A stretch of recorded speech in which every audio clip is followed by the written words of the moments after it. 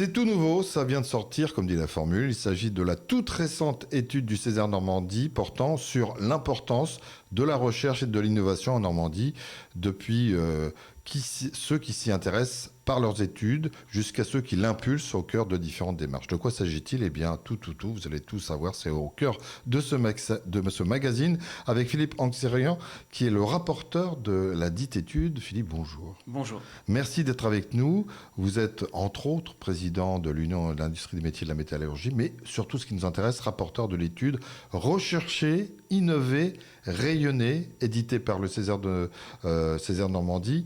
On va revenir sur l'étude, c'est ce qui nous intéresse. Peut-être préciser pour l'un ou deux qui ne suivent pas, c'est quoi le Césaire?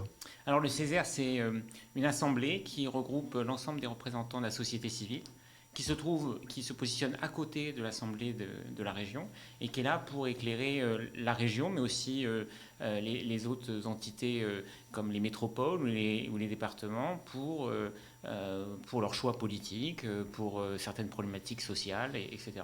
Et vous éditez très régulièrement des études qui sont à la fois très riches, fructueuses et non partisanes. Exactement. Et c'est vraiment l'ADN du Césaire, c'est qu'on cherche vraiment à travailler par consensus. Il y a autour de la table des gens qui d'habitude s'affrontent presque, comme les représentants des patrons ou les syndicats, mais quand on est autour de la table, on cherche avant tout à dialoguer et à trouver des points de convergence. Et on s'attaque à tous les sujets qui méritent qu'on s'y attaque, et parce que voilà, c'est soit des sujets d'actualité, soit c'est des sujets de fond.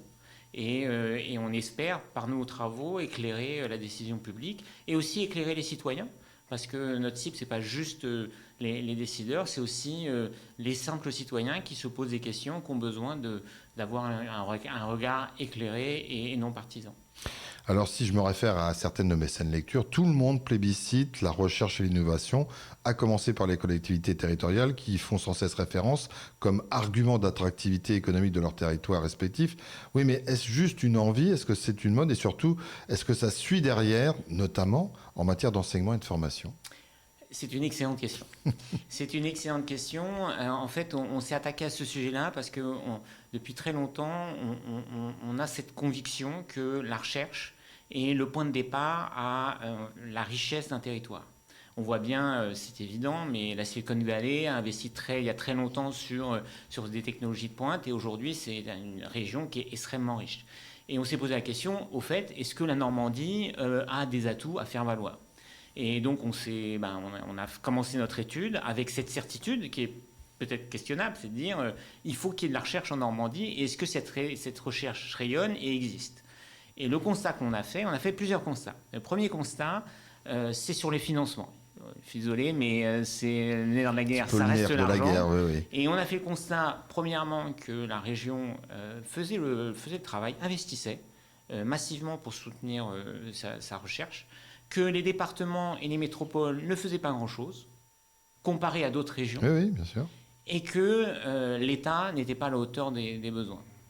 Et je vais m'attarder un peu sur l'État. Alors bien sûr, je ne suis pas le seul à critiquer l'État parce que l'État ne met pas suffisamment d'argent sur tel et tel sujet. Mais il faut reconnaître que l'État aujourd'hui en Normandie met 5 fois moins d'argent qu'en Occitanie, par exemple, par enseignant-chercheur. Et que si on s'alignait juste sur la moyenne nationale, il devrait verser à la région en recherche 350 millions d'euros de plus. Donc on est vraiment dans une situation où il y a un déficit d'investissement de l'État sur notre région. Alors il y a des explications à ça. La première explication, c'est qu'au moment, je dirais, des 30 Glorieuses, quand il s'est décidé d'investir dans telle et telle région pour tel et tel centre de recherche du CEA ou d'un autre organisme de recherche national, la Normandie n'a pas été présente, ne s'est pas battue pour avoir ces centres. Donc ça, c'est une situation historique.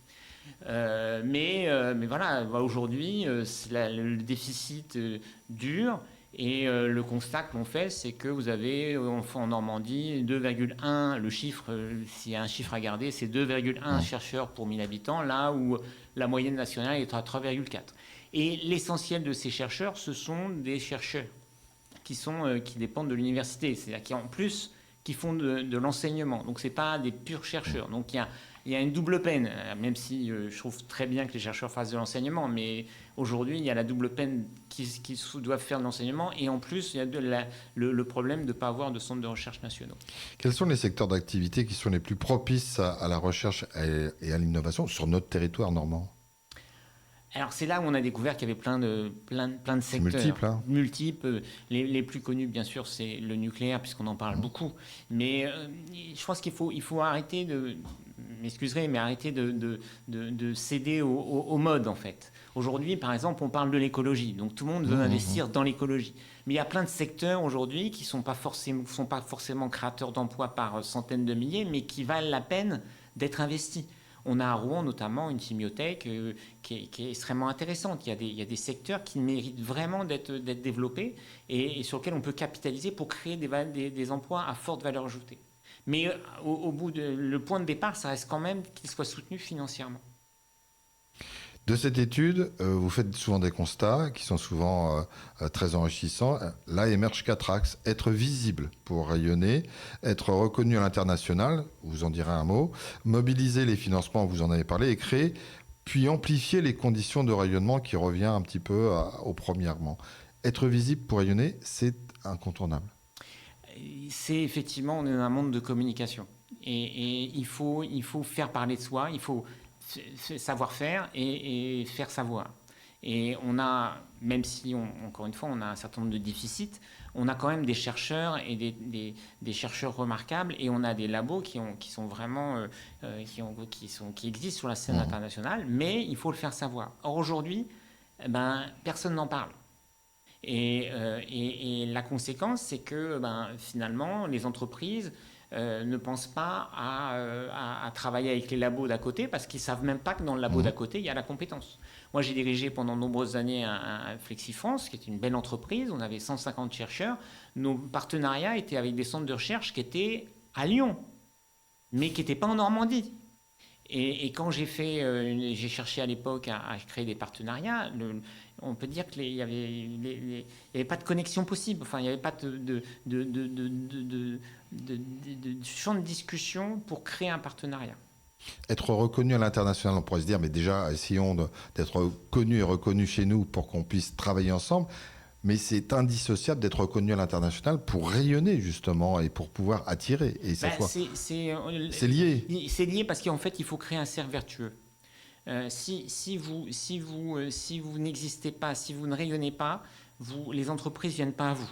Les chercheurs ne viennent pas à vous, et donc vous êtes dans un cercle vicieux où vous n'arrivez pas à vous développer. Si par contre vous arrivez à créer un effet d'appel, à faire parler de vous, eh bien, tout simplement, les gens vont venir à vous et vous allez pouvoir créer ce cercle vertueux.